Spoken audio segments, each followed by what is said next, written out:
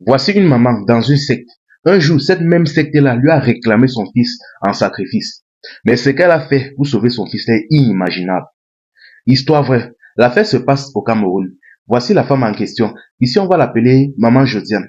Maman Josiane, c'était une vieille femme au village. Elle faisait partie d'une secte de village. Vous voyez, c'était le genre de secte où elle mange leurs enfants entre elles, elle sacrifie, elle gâte les filles de leurs enfants, elle lance des malédictions sur les enfants entre elles. Elle avait tellement eu à faire ça entre elles que bon, un jour donc c'est tombé donc sur Maman Josiane. On lui a demandé de choisir un de ses enfants. Elle a donc choisi un de ses enfants, mais les autres femmes ont contesté, dit que non, elle préfère son enfant qui est en Europe. La femme a réfléchi, bon, elle n'a pas discuté, elle a accepté. Mais une fois qu'elle est rentrée chez elle, elle a commencé à réfléchir, elle a dit que non, je ne peux pas leur donner mon seul enfant que j'ai réussi à envoyer en Europe. C'est impossible. Là maintenant, ce qu'elle a fait, que elle est rentrée chez elle, elle a fait certains rites qui lui a permis de faire un voyage astral. Elle est arrivée chez son fils là-bas en Europe. Elle a atterri dans le salon de son fils là-bas. Ne me demandez pas comment, seuls les Africains vont comprendre.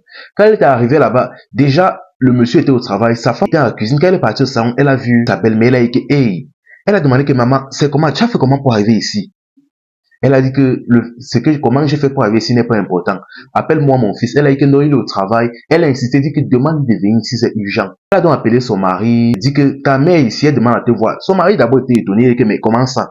Comment elle a mis le passeport et encore moins le visa et tu me dis qu'elle est ici? Elle a fait comment pour arriver ici?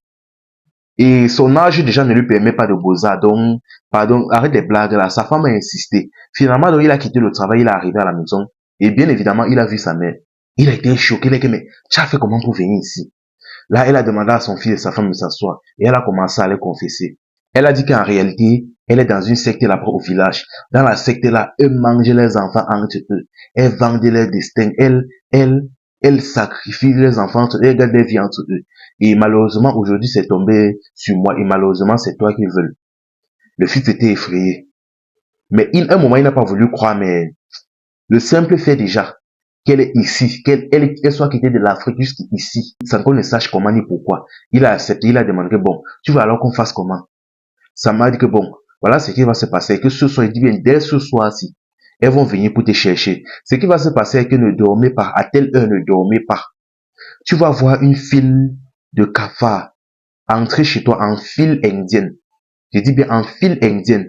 Tu vas les voir entrer chez toi. Déjà, le premier cafard, tu ne touches pas. Ce sera moi. Parce que oui, malgré tous les pouvoirs qu'elles ont là-bas, c'est moi qui dois leur ouvrir la voie, leur montrer le chemin et leur donner l'autorisation d'entrer car tu es mon fils. Donc, le premier cafard que tu vas voir là, c'est moi. Tu ne touches pas, tu ne fais rien. Mais tous les cafards qui se retrouvent derrière, c'est-à-dire du deuxième jusqu'au dernier, tu vas les écraser, partir bouillir de l'eau et verser sur eux.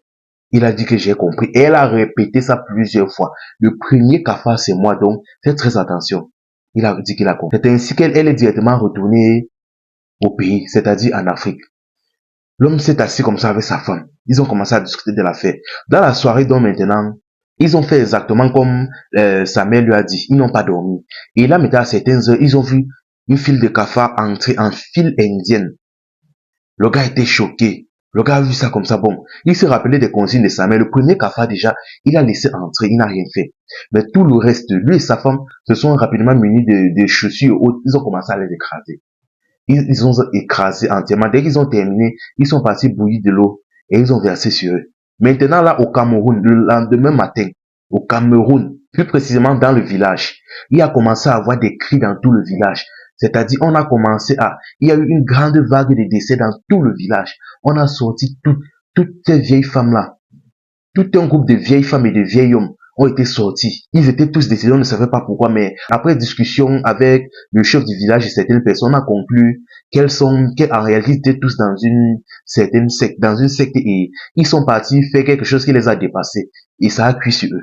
Après cette conclusion-là, on a donc fait un funérail pour eux tous une fois le même jour et basta. Franchement, la famille, surtout les gars de la diaspora là, il y a certaines personnes qui pensent que parce ils ont quitté le pays, ils sont arrivés là-bas en Europe, on peut plus les atteindre. Sachez que dans le spirituel, la distance ne veut rien dire. On peut te repérer même avec un plat de bouillon. La distance ne veut rien dire. La distance ne veut absolument rien dire. Certaines personnes pensent qu'en quittant, en arrivant là-bas, ils sont protégés, on ne peut plus les voir. Arrêtez ça. Priez chaque jour. Je dis toujours ça, prier chaque jour. Toujours prier avant de sortir.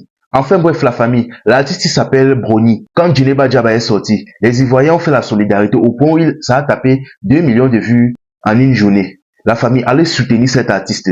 Cliquez sur le lien juste en bio. Il est sans talent, négro, tu veux briller, tu vas finir par tout au succès. Ce beat, je vais le solo Kenny, lyricalement bien aiguisé. Éliminer tous ces DP, brandisés en super KD. Iceberg comme Yak, nigga, préparez-vous pour le danger. Tout le monde est déjà paré pour vous foutre une bonne raclée. J'aime pas les gros, je suis pas black, mais tu me veux